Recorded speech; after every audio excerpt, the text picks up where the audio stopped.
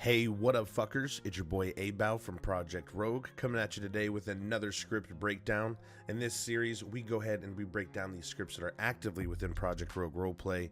We break them down for you, we show you how they work, and we show you some of the core functionalities of the script. Without further ado, let's go ahead and hop right in today's video. In today's video, we are going to be breaking down our brand new DOJ court system. This is an in-depth, in-character system for DOJ role players.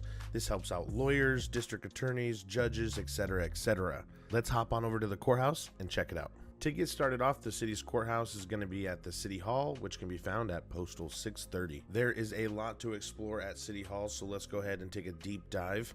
If we go ahead and we head right, we can take our bar exam. Simply use your left alt for your third eye. You should see bar exam, and you can go ahead and click that to begin your bar exam. Once we click on it, we can see that the status of the bar exam shows at the top. To begin, we can just simply click the bottom and we can begin the exam. A nice sleek user interface will populate, walking the player through exactly what they need to do. Here we can see that they need to fill out 11 out of the 13 questions correctly in order to pass this exam. We're going to go ahead and just fly through the exam, purposely failing it. Once the player has finished the exam, they can simply third eye the ped again, and they can see the status of what their application was. You can see here, I got denied on my exam. For the player to be able to continue and retake the exam, a judge will have to approve it. Here, we'll show you that process. So once a judge is in their office, they can third eye these documents that are on the table, and it will pull up an entire menu where they can see a lot of stuff. Here, we're just going to focus on the denied applications. Once we click these, it will show a list of people who have applied, but they have been denied due to them failing it. Once we click on this, we can give them access and it will send an email to the player's phone.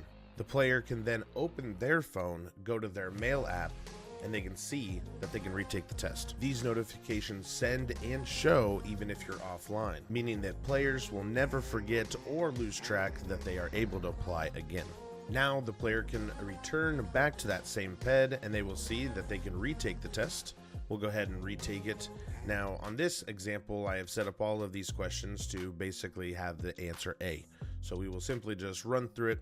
We'll hit A a bunch and we'll get accepted.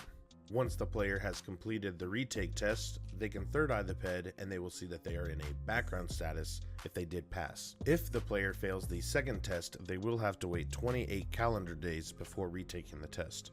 A little side note, judges can actually edit the judge exam. So if they come in here, they can see that there is abilities to change all of these. So all of these are just set up for examples, but if we click on this one, for example, we can change all of these. We can change all the inputs, we can change all the answers, we can change all the questions. Everything is customizable.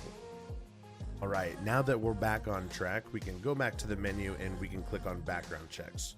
We see that there's a background check pending, so if we click on it, we can either approve or deny it. Now, approving background checks will be done through RP, so the judge or the officer or the lawyer will have to obtain a background check on that player. Once we've gotten the background check and we either want to approve or deny, we can do so. Approving will send an email to the player, notifying them that they can go ahead and they can get their bar card.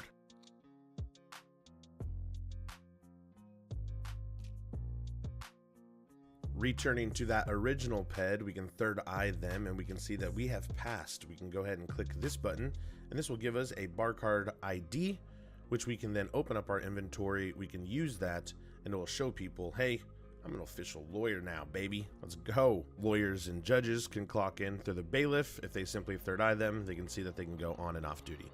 Now that we're hired on, we can go ahead and break down some of these menus. Again, background checks. Members will show active members that are actively hired by the DOJ. If you want to fire them, simply click on them and put a reason. Again, the update judge exam. Here we have appointment request and scheduled appointments, which we'll come back to in just a moment. And then we have these last three, which are for courts and archives. All right, let's circle back around to appointments. Appointments can be scheduled by regular players by entering the City Hall, going to the ped on the left-hand side, and we can see that we have three options. So players can actually sign up for jury duty. It does give them a little bit of monetary gain right away. So if we go here, we can just simply click this, and now we have joined jury duty. So judges can now assign us jury duty if there's a case. Here we can see if we had any public court cases, and here we can arrange an appointment. So here we just put in a simple reason. I'll just do this. And we'll hit confirm. So there We have set up an appointment, and if we see here, it's pending. The player can cancel the appointment at any time if the judge has not accepted it. However, we will head back to the judge office and accept that appointment and show you that. Coming back to this menu, if we go down to appointment request, we can see that someone needs to sue MRPD. We can click on this. We can either deny or approve it. We'll go ahead and approve this one. We'll set up a date and a time. Once the judge has accepted the appointment and has sent out the request, the player will get another email saying that they have an appointment at the courthouse on what date and what time. Again, these emails do send offline, so if a player is offline, they will get it when they log in. Going back into this menu, we can go to scheduled appointments and see that we have an appointment for this player at this time. Clicking on the appointment, you can go ahead and finish the appointment, and that will clear out the appointment. Next, we will show how a judge will make a court case and how they can configure the court case. Opening the menu, they can simply create a court case. We can put anything we want in the dialogue for the title of the court case. And now that we have created the title, we can head back in there and we can now configure it. Hitting the case, we can see that a bunch of options come down, and we can pretty much edit everything that we want. So here we can set the date and time.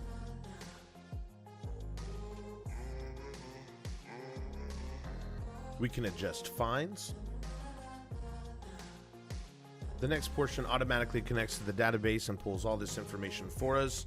So here we can look up a defendant if I just type in Hannah. All right, so we can see a Hannah Parker. So here, boom. And then now let's go ahead and do a more typical name. Let's do Ben. All right, here. So now it's connected to our database. We can find what Ben we're looking for, and now we've added. If you want to change judge, you can. Here, I don't have multiple judges, so we'll just assign myself. Next, we will attach a jury. We can either add or remove a jury member through this menu, and we can see all of the players who have signed up for jury duty at the front of City Hall. Once a jury member was added to the case, they will receive an email. Again, these are all sent offline, so the player will know once they log in. Now that we have added our jury members, we can simply come back in here and we can either make it a public or a private case. Public cases will show at the front, or private cases will not. Now that we have our case completely configured, we can send this on over to Discordia, which will log what we have created. On the screen, we show you an example of what the log looks like and what you can expect to see. Alright, we have configured our court case, and now it's the day of court. We can head back to the judge's office. We can go to configure the court case again. We can click on our docket, and we can go ahead and start court. Now, after the player has started court, really this portion of the script is all based upon roleplay.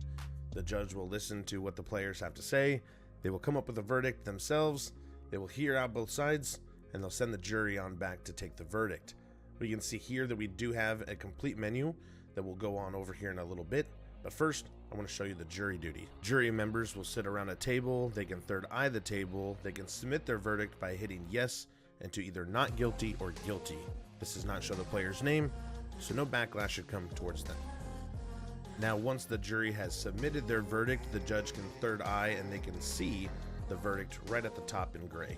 Judges can also edit fines on the fly to adjust to what the court has agreed upon. For whatever reason that you need to edit the roster of people involved in this case, you can simply do that also through the document system here. Let's say that the court case needs to be adjourned and needs to be extended to another day. We can hit adjourn and we can set the court for another date, and we'll come back. Once a judge has adjourned a case, players will leave and they will come back on the date that the judge says. The judge will then need to go back into their office and start the court case back up again on that day and time. Once the judge has started up the case again, they can head back in, they can listen to both sides, and once they have come to a verdict, they can hit payments and they can issue payment to whoever needs the payment. Payments are taken automatically from the player and given to the player who wins the case. If a player does not show up, the judge does have an option to issue a $10,000 fine for not showing up to court. Once the judge has given the fines, they can open back the docket, head down to the bottom, and add a criminal record. Through here, they will add the criminal record with whatever they were charged with and the fine that they charged them that day. And now that you've charged them, you can simply open back up the case, we'll open the docket, and we'll finish the proceedings. After court is done, we will show you the archive system by going into this menu, going all the way to the bottom, looking up the person's name, and we see Ben has now been charged, and we see what they were charged with. And there you have it. That is Project Rogue Roleplay's complete, in-depth, advanced DOJ system for lawyers and judges. We hope that you guys enjoyed the video. If you guys did, please give the video a big thumbs up and leave a comment in the comment sections below with any feedback that you have. We'd love to hear from you. If you are in search for a premium Fivem roleplay server for adults 18 and plus, we highly recommend checking out www.projectrogueroleplay.com/apply. It's right there on the screen as well and in the description. We highly recommend coming on over and checking us out. If you want this awesome DOJ system for your Fivem server, then look no further either. Open up the description below and click that link. It'll head on over to our Tebex page where you can purchase this script today. Thank you so much for watching wherever you guys are at in the world. Have a wonderful rest of your morning, afternoon, or evening. And until next time, we'll see you guys in the next video.